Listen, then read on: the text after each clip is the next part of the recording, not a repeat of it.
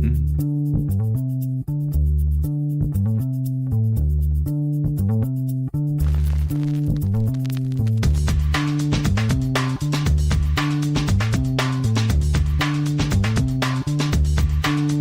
to the acclaimed podcast, The Deep Dive, featuring your esteemed hosts, Andy Monitor and Drew Dinzik, powered by BetSperts. Welcome to The Deep Dive. It's Raider Day, Andy. The wind is changing. Summer's winding down. Cool breeze. I don't even think I did a great job of that music. I knew exactly what I was doing. I knew. No, I think you nailed the horns.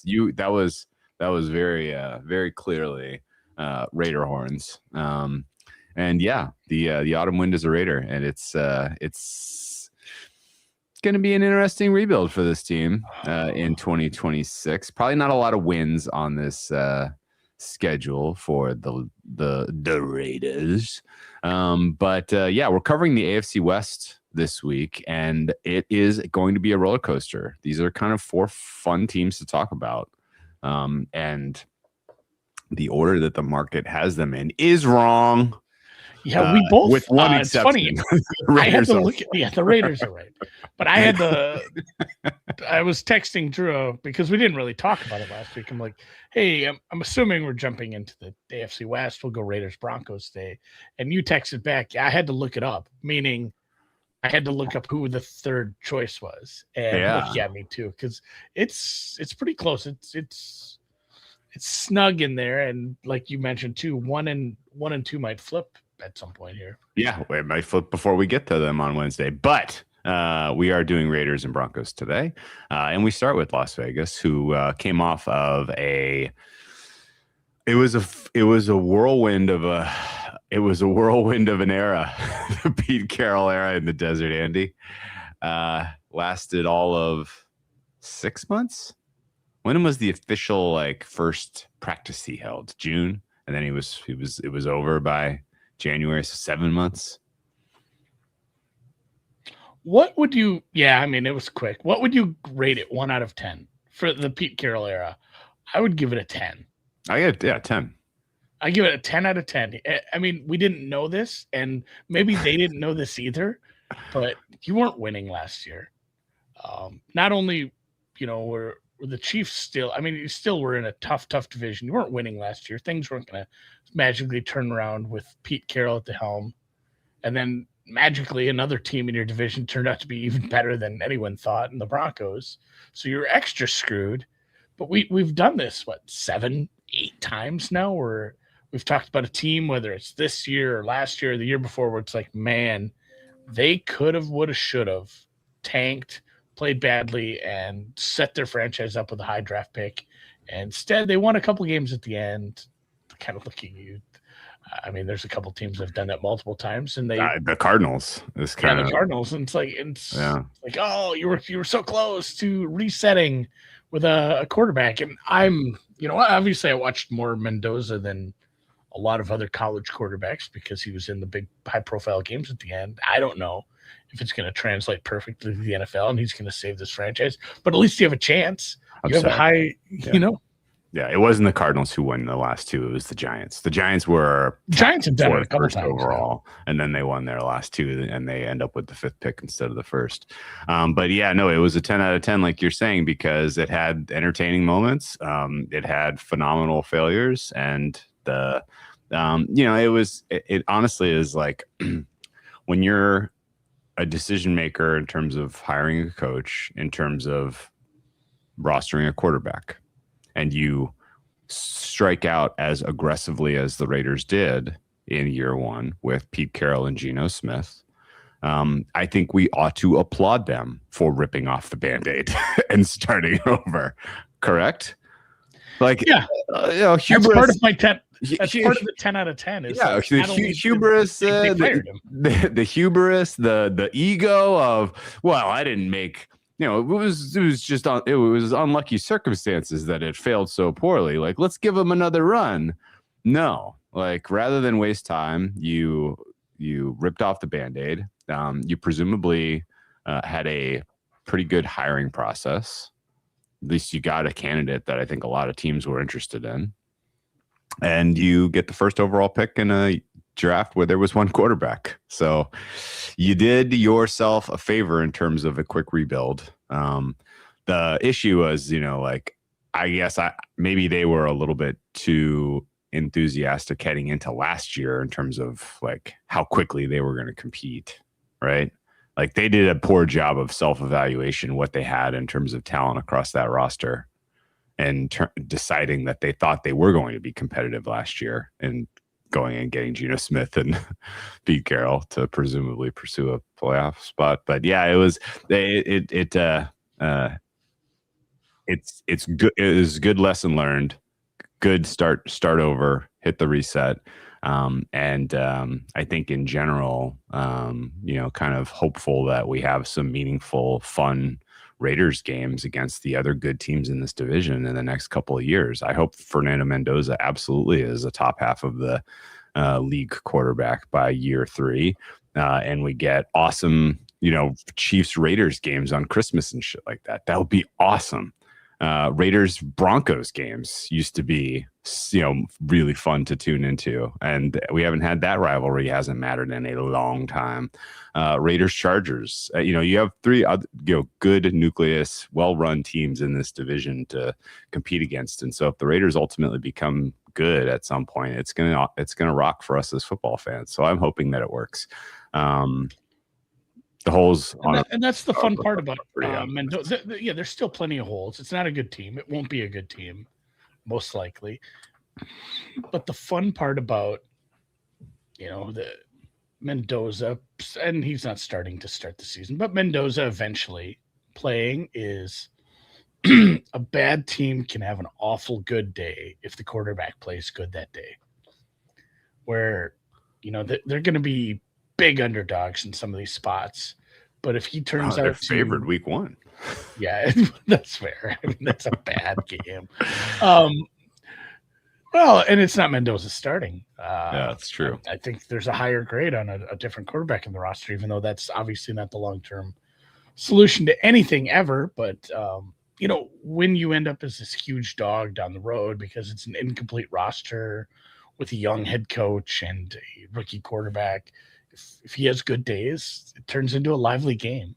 And maybe they don't win those lively games. And ideally, you don't win those lively games. You leave from them, and every coach hates the moral, it was a moral victory. Like, yeah, but that's a real thing. That's a real thing. It's like, hey, we went in there and we played tough against a team that's going to the playoffs, a team that's getting deep into the playoffs. And at the same time, we also didn't screw it up for drafting next year, because that win, what's the difference between getting 4 and 5 wins? Whether or not Fernando Mendoza is throwing to Jeremiah Smith next year. That'd be fun. Yeah, that's my fan. Fingers crossed. Let's get Jeremiah Smith and Brock Bowers in the same offense with Mendoza, throwing some nice stuff over the intermediate middle part of the field. That'd be great. I think a lot of positives takeaways that this is going to be a fun rebuild. I was critical. I think not really critical, but I think Clint Kubiak got a little bit too much of the credit for the success of the Seahawks offense last year, and it was maybe a lot of factors that really kind of fueled that. And so I'm kind of curious. I'm gonna be evaluating him this preseason and into the early part of the season, just to see if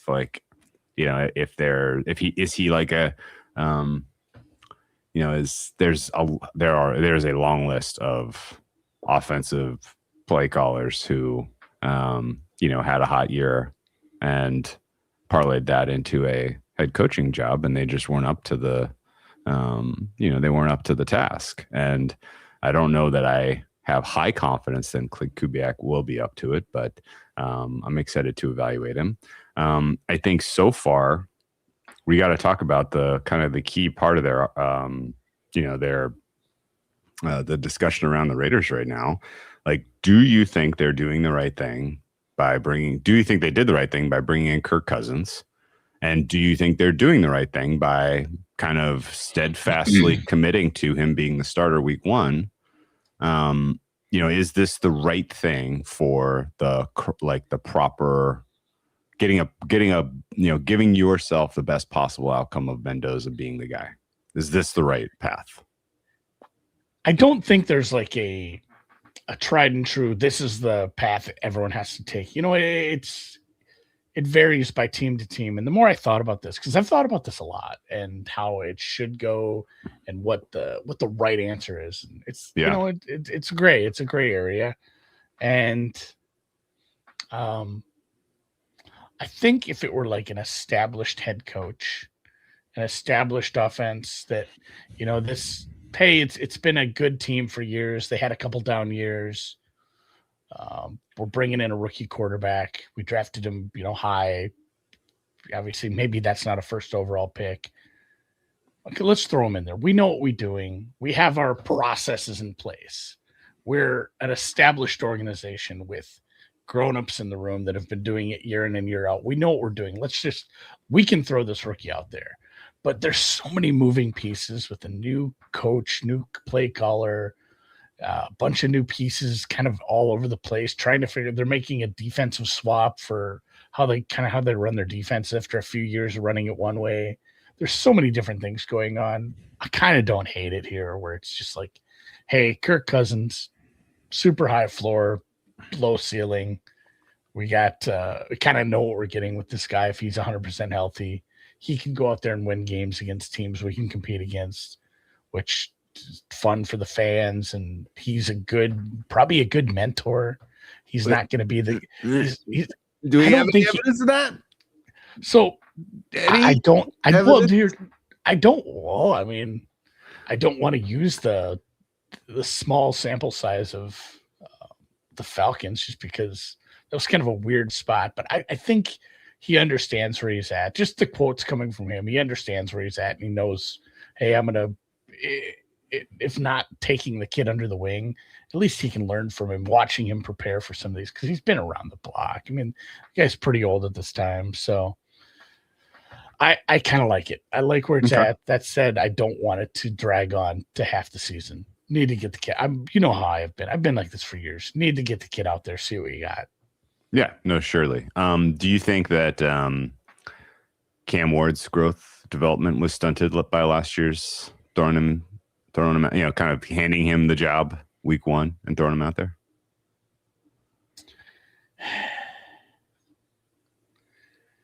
Yeah, it is a big step up. And I mean, there's people that even say it's a different sport. It's not quite the same sport, especially depending what kind of, some of the, especially for the guys that aren't coming out of pro style offenses, that's a whole different kind of jump. But again, situation by situation, if you're getting thrown to the wolves and it's a mix of new coaches and a new offense and everything, everyone else is trying to figure out 100 other things at the same time, then I think that can be detrimental. It's almost like a cookie, like when you have all four burners going, both ovens, the microwave, you get the rice pot, everything's going and you're scrambling. It's the same kind of thing. Whereas an established team, I got the slow cooker going, rice is cooking, just there's not much going on in the kitchen. I can focus my time on this. There's so many different things to focus on with this Raiders team or some of these teams that are making wholesale changes. It's got to be tough. And it's obviously they know it's the number one thing. It's the number one thing you have to focus on. But do you think it's tough? Do you think Drake May's development was aided by not getting the job and having to eventually force his way into taking over for Brissett? That was a complete. I'm giving you two examples where it was tried one way. There may be some negative signal. It was tried the other way. There may be some positive signal. Both of those examples, the coach was just a complete and utter shit show. Yeah, that's the thing. There's no we're trying to make these one-to-one analogs. Yeah, and they're just. I'm just trying to get a temperature from because part of me wants to dump on them for this. Fernando Mendoza did not look like a guy that needed 6 weeks of seeing Kirk Cousins and how does he prepare for being the starter to be able to do the job. He could just watch that episode of Quarterback. Yeah, sure. I know, no, and I'm fully. Part of me I'm wants fully to be on board like, with like 2 or 3 weeks. I don't want that. Like I said, I don't want this drag out to half the season. yeah, and I guess like I kind of want to start the clock as quickly as possible with the quarterback who is going to be. You're going to give this guy 3 years to figure it out. Like I kind of want you to start the clock as quickly as possible, and you get as many reps as possible. So that you can, kind of have the guy's legs under him when you get to the part of the season where you want to start seeing growth. And it's kind of I don't know. It's definitely maybe, it's situation by situation. How many, what is the supporting cast around him? Is this going to hurt his confidence to be told he's the guy and then suck out loud against NFL teams? Or, do you want a guy, to you're trying to like light internal. And it feels a little bit like they're trying to light a little bit of a competitive fire under his ass, right? Like they're trying to get. I think they are trying to kind of get him into the mindset of I'm going to win this job, and then this is now my team. I get a whiff of that. I'm not seeing that. I guess. I think it would be different if it were a quarterback who was like 32, mid-range guy who feasibly could play for a couple of years. But I mean, you brought in a horse they're going to shoot after the track. The track closes. The track's closing for the season. That they're bringing him to the glue factory. I mean, this is. I get a different whiff on that too, man. I disagree strongly. I get a different whiff on that too. I kind of feel like they wouldn't be that disappointed if Kirk Cousins has like an 8-8 kind of a year and then walks out the door and they get compensatory pick for him. And then Mendoza literally does have a redshirt year. At least that's the kind of stuff they're saying, which I don't like it. And I guess I'm kind of worried if they are kind of sincerely considering a redshirt year for Mendoza, I'm going to be pretty pissed. Yeah, no, I don't want any of that to happen. I want it to be just hey, we needed a veteran body in camp here, and we need him to start a couple games to get the season going while Mendoza gets his legs under him, because it's different than you can't prep for a week. You can't prep the week of a game without going through the week of a game, I think is a lot of it. You hear some of these guys like actually prepping and installing an offensive game plan. He's like, even the preseason isn't, it just isn't the same. And I think they just need to get him through that process a couple times. Hopefully he's starting by like week 5. I'm hoping it's a placeholder. Again, we're just speculating. We're not being very additive here, but there's not a lot to talk about with the Raiders. So I'm fine belaboring this because it's an important. Well, for handicapping their season outcome, it's extremely important. Is it?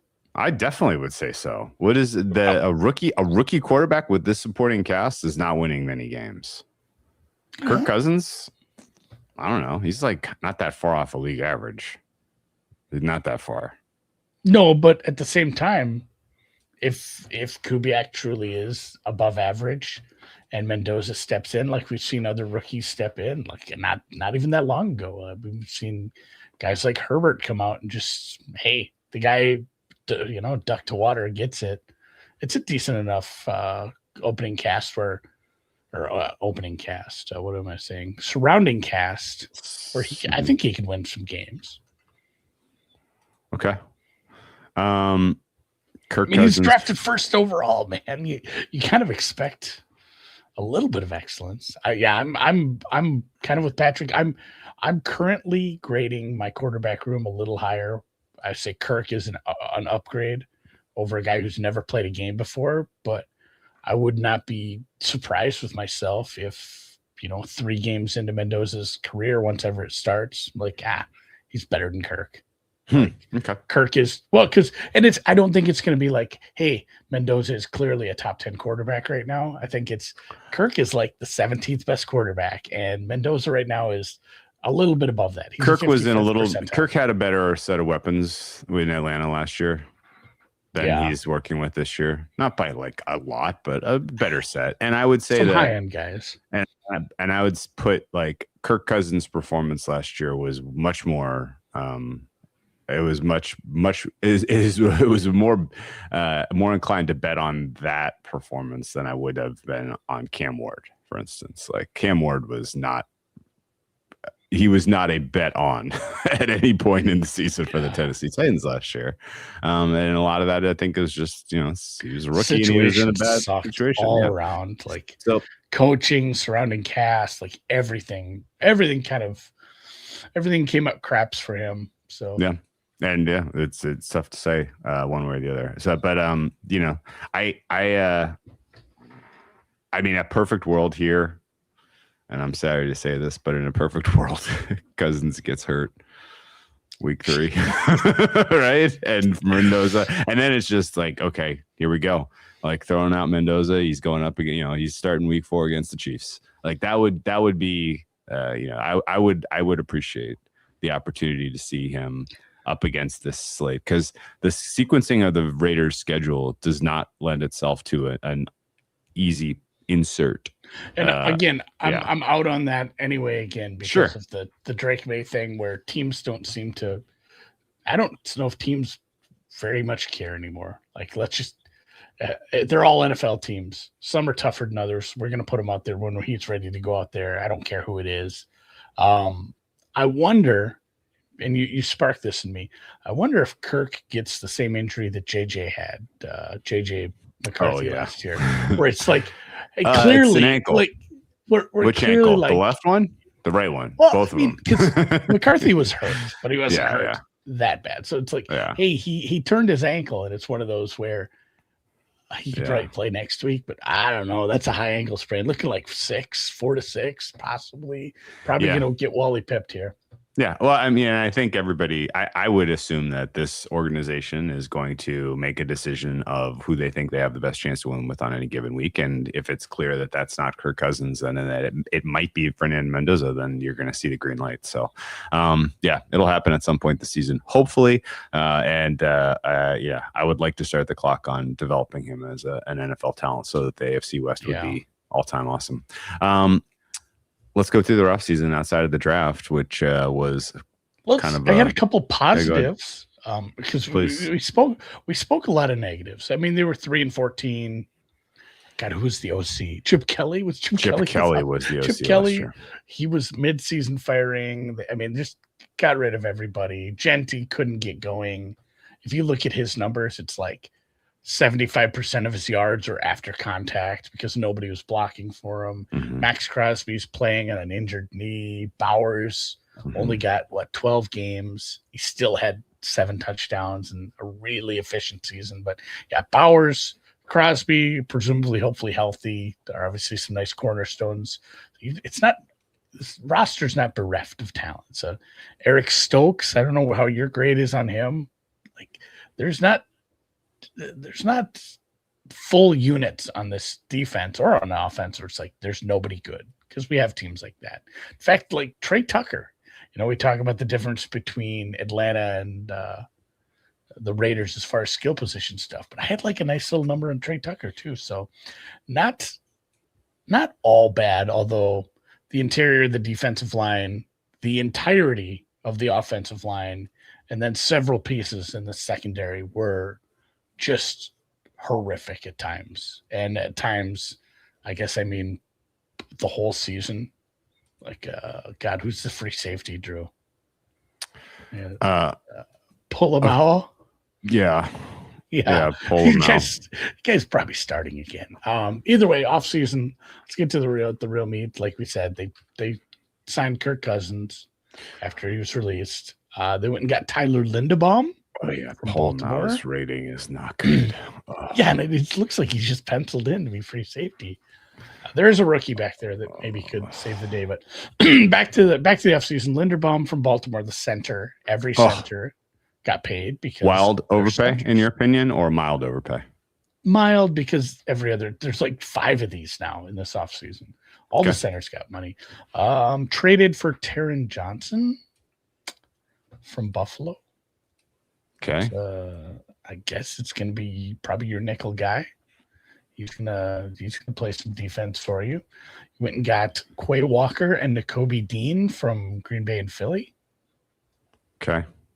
Those guys are, those are your linebackers because they're better than what you had. Yeah. Kwity Paye, a little depth there on Remember the him. outside the edge. Remember him from Indy. And then just a whole bunch of other guys. Spencer Burford, another guard. Matt Gay, the kicker. Derek Young, a wide receiver. A lot of just depth pieces at that point.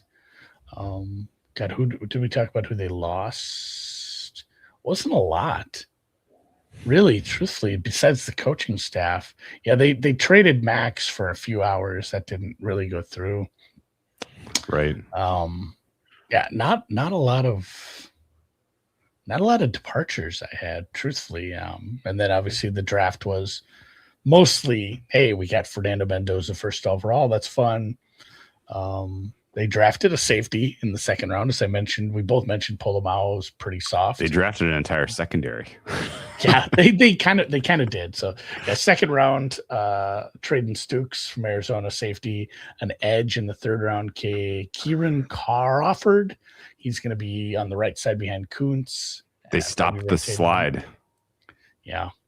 They stopped the slide on Jermod McCoy, taking him in the fourth. Do you remember he was considered a top 10 pick? He was like relatively close to the draft occurring. And I know was that I got a top knee? 10 no on him. Yeah, it was a knee. The knee injury. So I haven't heard how he's looked in camp. Have you? I haven't heard much from Raiders camp, actually. Backing up Stokes. No, they've only played they'll play another game here Thursday. We'll get to see him a little more. But yeah, they drafted a guard from A&M, swing interior piece, tackle depth maybe. Trey Zune the third. There is no Zune. Jermod McCoy, you mentioned in the fourth round.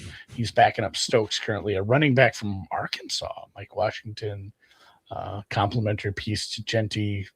Probably, I think he's maybe third on the depth chart right now. Another safety in the fifth round. Another corner in the fifth round. And then wide receiver, kind of developmental piece from Oregon. Malik Benson and a defensive tackle in the seventh round. Brandon Cleveland from NC State. Your head coach is now Clint Kubiak. Your offensive coordinator is, without looking at it, I could not do this. Andrew Janko something? Janako? Andrew Janako. Yeah, not a play calling offensive coordinator, but he was from Seattle. Guess what, Andy? Not a nepotism hire. Never heard of a Janako in the world of football. It's not Andrew Janako Jr. Famously, no, it's like a lot of these guys. Who is it? Like, Lane Kiffin. You know where Lane Kiffin was born? Tampa, probably. Mm-mm. No. I'll give you one more chance. Los Angeles. Lane Kiffin was born in Lincoln, Nebraska. Oh, I wonder. He graduated he graduated from Bloomington Jefferson High School in Minneapolis because that's when Monty was. Monty was with Minnesota, I suppose, at that point. So a lot of these nepotism coaches are from all over the God's creation because their dads are moving around a lot. Janako apparently was a quarterback at Pittsburgh in college. And he's had a cup of coffee in a lot of spots as quality control guy. He's been with Kubiak in Minnesota, at New Orleans, and Seattle. Yeah, Kubiak likes him. I think it's part of a Simon and Garfunkel type thing because it says he does the playbook design, he does the game planning and install, and then Kubiak calls the plays. So if there is another positive for Kubiak, it's that he was able to bring his I need another duo like that. I can't just do Simon and Garfunkel again.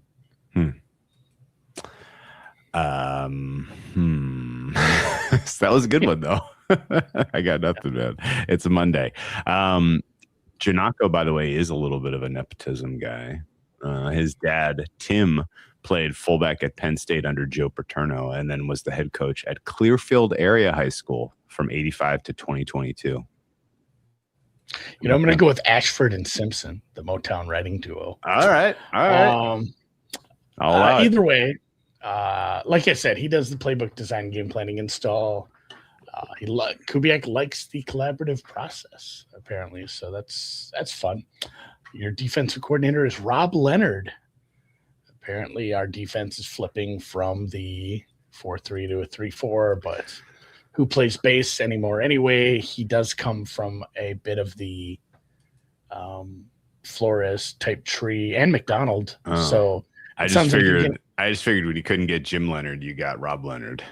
No. Yeah, you're going to get a lot of that, like 3-3-5 on third down. You're going to get a lot of the disguise stuff, a lot of different looks up front. So I think it's you don't really get to tell much of that from preseason because they're going to go pretty vanilla on that stuff. But apparently a little bit of a change on defense. And then Mike McCoy, assistant head coach, former head coach of San Diego.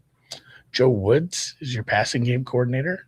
Was he DC in Cleveland too? I kind of don't like this coaching hire. It's a little all over the place. I kind of don't like a lot of these pieces. This is why, again, like a lot of times, you pull a young offensive minded guy into the building, and if he goes out and gets a Dennis Allen type of guy who's been around for a while and knows what he's doing and like lets him just deal with the defense, I kind of dig that. Right. Sean McVay famously hired Wade Phillips. Right. That was kind of like his, look, I don't know what I'm doing. I'm just going to get a guy who definitely does know what he's doing to take care of the defensive side of this for me. Like, I kind of dig that attempt. And I don't like the Rob Leonard hire. And I don't like some of the other names on this org chart. Yeah, making me worried about Kubiak a little, I gotta say. Patrick's trying to goad me into trying to pronounce Rohit Mogulayapeli, who is their director of game management and special projects guy, comes from the storied Michigan computer science program. So they got. How did you know that? They got. I had to look it up. I mean, Patrick says I need Andy to try to pronounce this guy's name. He's got a hell of a last name. Rohit's very easy. It's an easy first name. Yeah, a computer science nerd, which is a plus. Let's give him a plus for that. If you hire a guy who went to a Big Ten school for computer science and now helps you with game plan management or however it is, I'll give it as a plus for analytics. He was a high school quarterback in Novi, Michigan, and then went on to be a computer nerd, as you declare him, at Michigan, University of Michigan. So yeah, he's got some football in his blood. All right, man. Let's. I'll be perfectly honest. The Raiders offseason and all the personnel changes you just made make me worried about Spytek. Not that he didn't get good players to fill clear and obvious needs, but he just had to pay a little over market for a lot of good, as far as I can tell you, with all to plug all. I keep forgetting that holes. Spytek is a real person and not just a meme thing to Brady. Spytek. He just had to overpay a lot of good to plug a lot of glaring holes. And then I also got to tell you, there are a lot of organizations where you have just guys surprising to the good in preseason and camp so far from the rookie class. Like, this might end up being a really talented and surprisingly good wide receiver class, pass rush class. Like, we might have just gotten a shot in the arm of really talented, kind of non-quarterbacks in this group. And I'm not hearing anything about the Raiders rookie class, which has a lot of guys who might be asked to step into pretty important roles if there are injuries to the old good guys you overpaid a little bit, and or if you're going to cycle out some of the guys who don't deserve a starting job, like Isaiah Paula Mao. So I don't know, man. There's a lot of weak signal here that the Raiders have a GM who has a strong point of view that I agree with. And there's a lot of signal here that the coach hire might take as much time to develop your rookie quarterback as it does to actually come up with a coaching staff org chart that can compete. Because right now there's just too many holes, and I think that's going to be a problem. So we shall see. Ratings for you? Yeah, not a good do you disagree with me? Do you think this was a good offseason? Yes, based on getting the number 1 pick and not missing the 10-minute. I feel like, you would have said that about the Titans last year, though, right? I didn't really love the coaching hire. Okay. Whereas I'm a Kubiak guy. Okay. We're gonna find out. We're gonna find out how much was him and how much was, if it was Sam Darnold's footprints in the sand carrying Clint Kubiak. Or Jackson Smith and Jigba. And it is funny. The funniest part of this whole thing is the dichotomy of like this all-American aw shucks guy having to work in Las Vegas and then bringing in the ultimate, Wonder Bread version of that from, the 20 years older. Like they're the same person. They're the same person. It's old guy, young guy, same person, no question. Like they're both just dying to go to one of these steakhouses, but like, I don't want to go to a casino. I can't bring my wife to a casino. Like, Kirk, seriously, it's not even by the game. No, man, we'll just go to Golden Sphere. Yeah. Anyway, Kirk did not show off anything in the last half of 2025 to say that he should have been a quarterback teams were actively fighting over to start this season. He is very, very quintessentially the replacement level guy that you're hoping loses the job to the upstart who's fighting for it. That said, he did have 4 relatively positive games out of his 9 starts.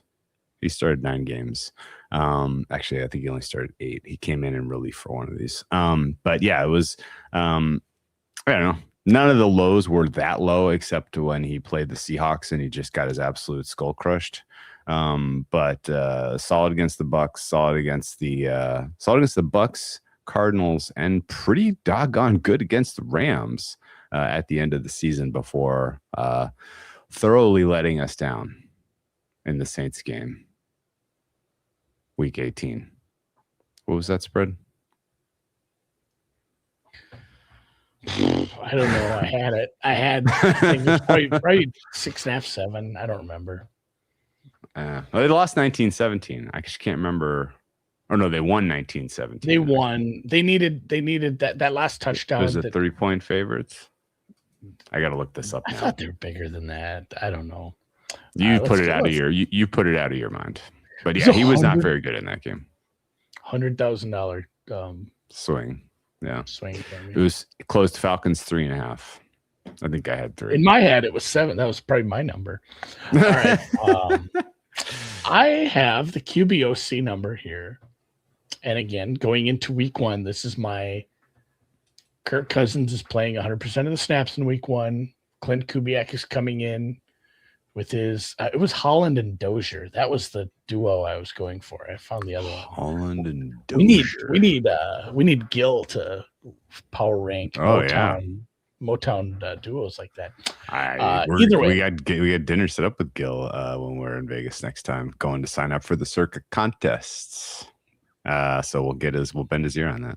But yeah, we should take a time out to thank the folks down at the Circus Sports. Why not? Running those contests, sponsoring the podcasts, and hoping you get out there and sign up. I'm going to sign up for both the Circa Millionaire, try to win some money in that again, and we're going to take an honest effort again at the Survivor and try. Did you see Diggs posted the Survivor count, and Survivor count is trending up 56% more signups so far? I know a little uptick in millions, but a massive uptick.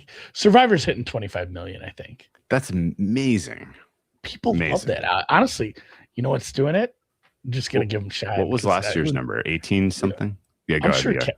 Kelly will hear this eventually, and he'll tell him. It's got to be the documentary.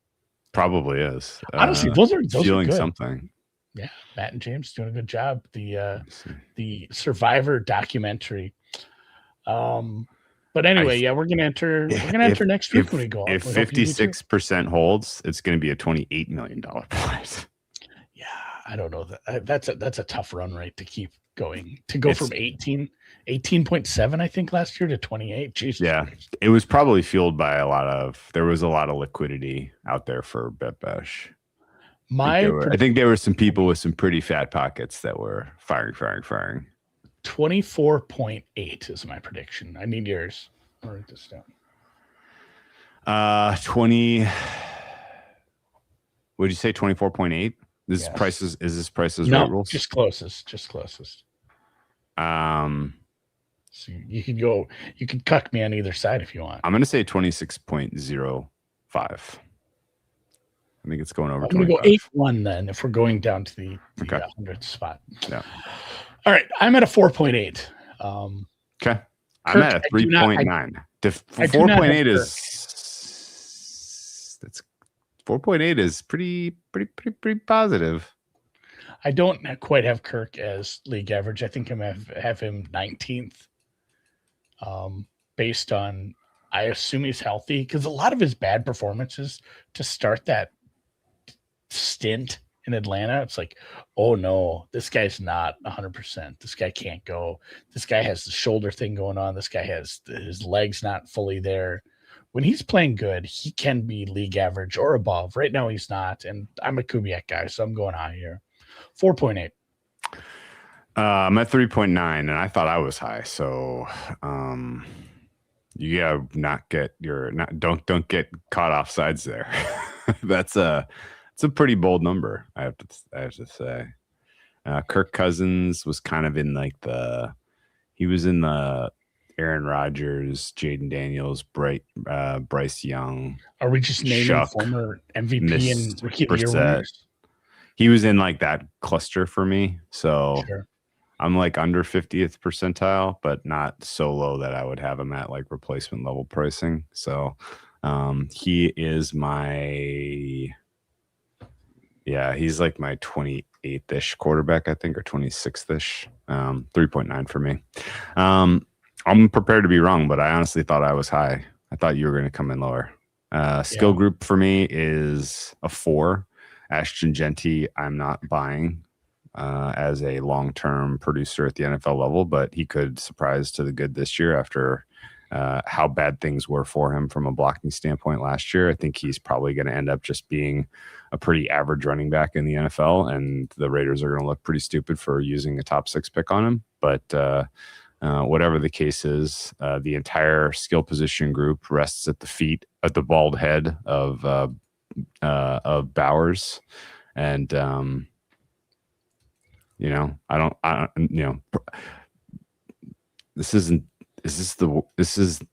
the Dolphins didn't exist, this would be the worst wide receiver room in football. Yeah, like I said, I'm not as down on Trey Tucker as some people were. It was a surprise positive, but and Jalen Naylor I think has upside, but I started lower than you. I'm at a 3, and it's basically hey, your best player's a tight end, and that's a tough pill to swallow. Genty has upside. I'm not as out on him as you are. He did force a bunch of missed tackles. He really got hit in the backfield a lot, and he fought through some stuff. The blocking was abhorrent.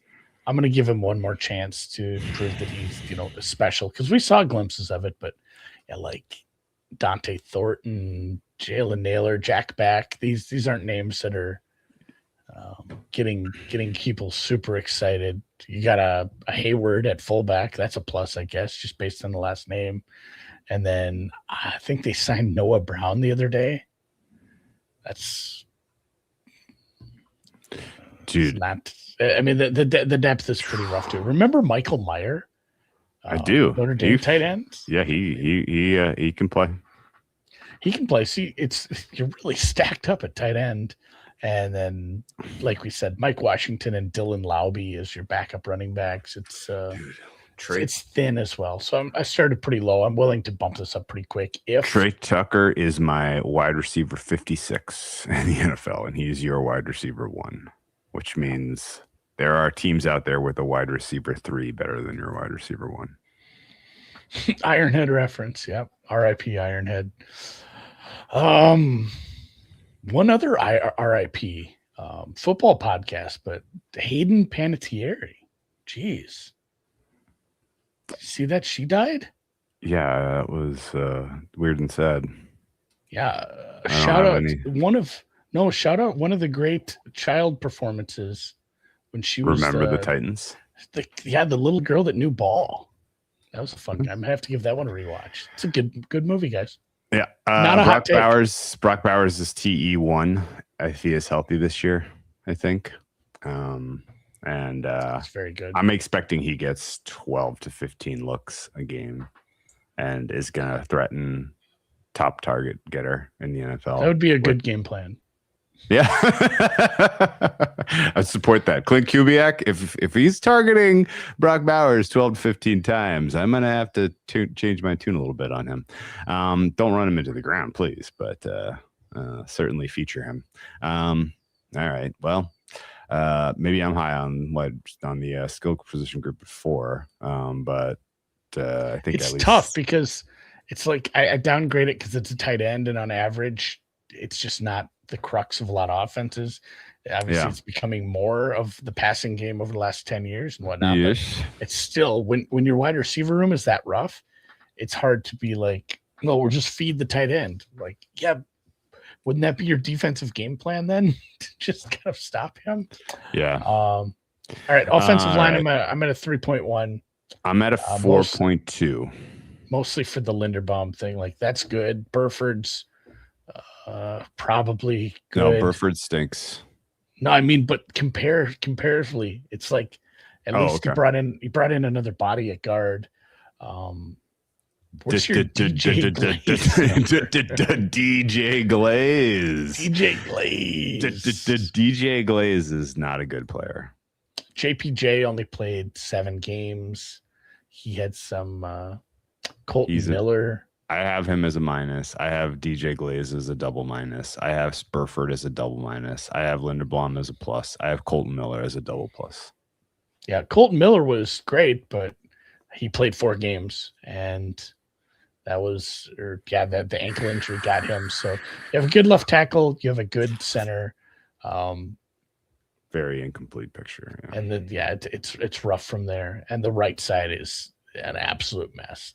I think I think they're like my 25th-ish best offensive line. The fact that you have I think Colton Miller might end up being a top 5 left tackle.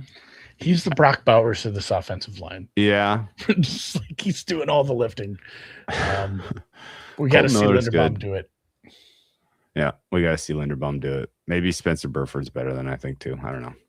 All right, 4.2 for me. That offensive rating in totality is 40th percentile and good enough for 24th best in the NFL by my numbers, which means this is a team that's going to score points. They're not going to get shut out a ton, but there's also a relatively low ceiling on this group.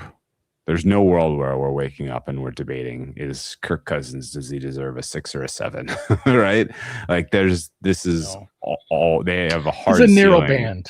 It's a narrow band, and it probably has downside. Colton Miller injury, a Brock Bowers injury. He's not as fleet of foot as he once was. Yeah, if your left tackle goes out, you might want to just plan on, hey, we're prepping you both this week. Oh, are we splitting time? No, we're just assuming you're going to get hurt, Kirk, during the game. Yeah. Defense, not the worst in football, but close. Very, very close. My run stop number is 2.7. That's up considering their investment at the linebacker position. My pass rush is a 4.3. That is effectively a Max Crosby respect number. And my coverage is a 3.4. I maybe came in high on coverage. This is the 31st best defense by my ratings. I give them a 35th percentile, and I could see this number going down if the Rob Leonard experience is as unsatisfying as it could be. Yeah, I'm a little higher on run stop, 3.1, same kind of stuff. Where just I expect, I expect the interior to be a little better. The interior of the defensive line was just all time bad. I don't know if you could have got much worse with some of the guys who are playing up there, and the linebackers should help. 3.4 for pass rush. I thought mine was just like, this is the bare minimum I can give a team with Max Crosby on it, because the rest of it sucks a lot. It's so thin after him. Kuntz, It's really bad. Pay. You're probably gonna have that Crawford rookie cycling in. You had a Brennan Jackson who was going to be a rotational edge. He went to the IR 2 days ago. I think this number comes up if Quiddy Pay plays up to potential that we've seen from him over the course of his short career.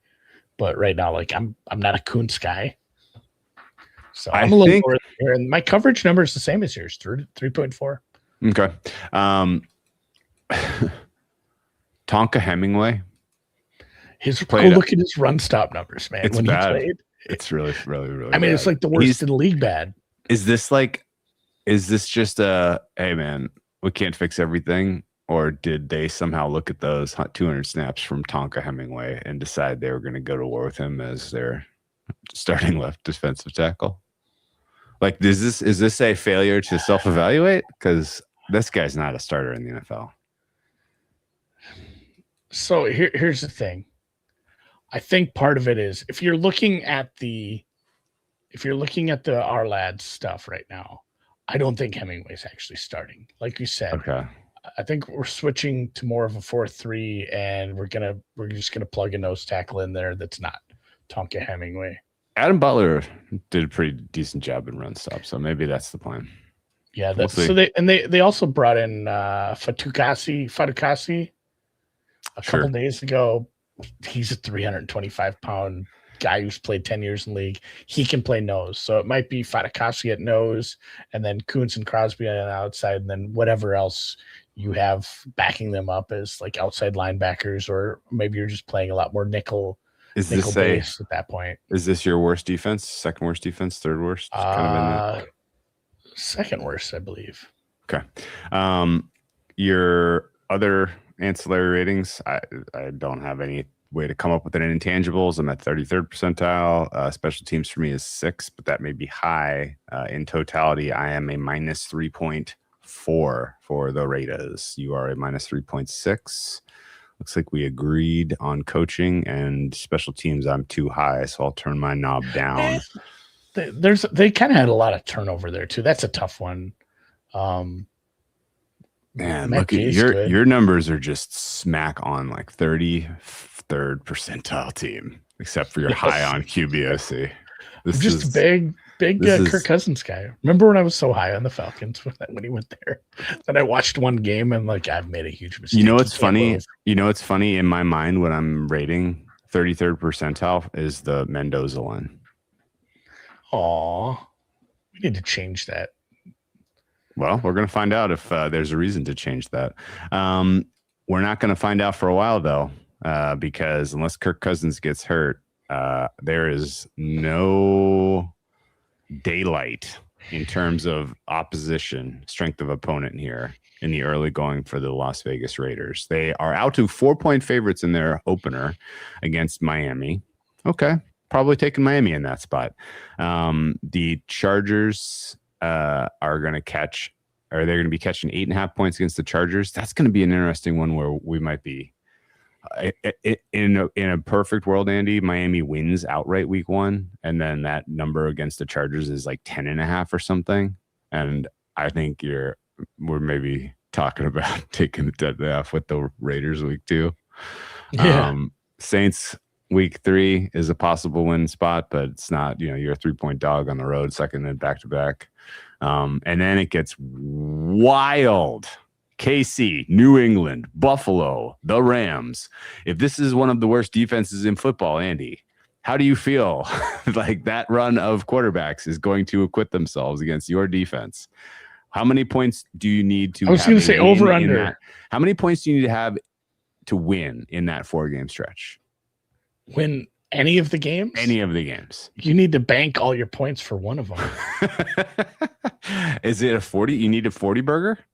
Do you need a 40 burger to get a win in that 4-game stretch? You probably do. I think all of those teams are hanging high 30s on you. The Jets week 8, if you're looking for any daylight to insert a rookie quarterback, it would presumably be there. It's on the road, so that's not ideal, but at least it's against the Jets. Niners, oh man, but see, this is what sucks, man. The defenses you're up against have violent pass rushes. This is going to be really, really tough to find a way in for Mendoza. He's probably going to come in and just get blasted. This doesn't look great. You're playing. What are you going to do? You're playing 3 teams. You'll be fine. You're playing 3 teams in 4 weeks, coming off of their bye. San Francisco, Denver, Cleveland. You know what? Even without Myles Garrett, it's still a good defense there. I mean, Cleveland. Oh, absolutely. But if San Francisco's healthy, which yet to be seen, but yeah, Seattle, Denver, Cleveland against that offensive line, and then Chargers, Denver, closing with Kansas City. Yeah, it's gonna be another high pick, right? Oh yeah, for sure. And I think you've got. I would be scouting the Ohio State Buckeyes to make a call on Mr. Smith to add to your weapon, to try to upgrade your weapons so that you'd have a wide receiver 1 who's better than wide receiver 56 in the NFL. The Raiders are not making their win total, I don't think. The 6 implied wins is an overstatement. This to me looks like 3 or 4. And I don't see a ton of kind of, well, blank and blank and blank happen. And that opens up some path to an 8-8 season for the, or 8-9 season then for these guys. So I'm inclined to look for win total under, fewest wins type of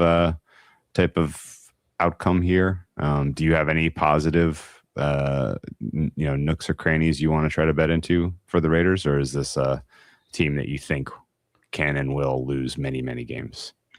Yeah, I mean, it's just such a tough schedule. You can, if you look at what's the everything goes right parlay. Mendoza starts early. He gets it. He's clearly the man. He's going to be a star in the NFL. He's instantly, the 11th best quarterback in the league. Bo next breaks his ankle. Pat Mahomes is not right. I was going to say, you beat me. The offensive line of the Chargers goes into shambles again. Yeah, half the parlay depends on other teams. It's not just, hey, things went right for us. Things going right for us. You're gonna need some other stuff that happened negatively for a handful of teams for you to, feasibly make the AFC playoffs. So be a good, hey, let's get the kid some playing time. Let's get some glimpses. Hopefully he doesn't get. I was gonna say you want the Caleb Williams rookie year minus the sacks, where it's like, hey, we've got something we can work with here. We still are in a rebuild. Obviously, at that point, they needed to get the coach installed. Maybe you're feeling pretty good about Kubiak and go into next year with another 4th place schedule. And yeah, maybe we can cook there. Andy, fewest wins for the Raiders is plus 942. The Dolphins, in contrast, are plus 175. I'm projecting the Dolphins to have 4.1 wins. I'm projecting the Raiders to have 4.8. So pretty clearly the market thinks less of some of the bad teams than the Raiders, and Raiders kind of surprising to the bad, maybe a fun play. I was going to say, I looked at like awards and stuff. There's nothing I'm interested in here. Crosby's listed pretty high for DPOI. I don't know how you win it on that defense, because that defense just isn't going to be good. No. Mendoza rookie of the year is going to be priced out to where poison. Yeah, it's just, you have fun sitting on that price all year. Kubiak coach of the year feels tough too, just based on, even if we really, really think highly of him at the end of the year, are we giving it to a guy with 6 wins?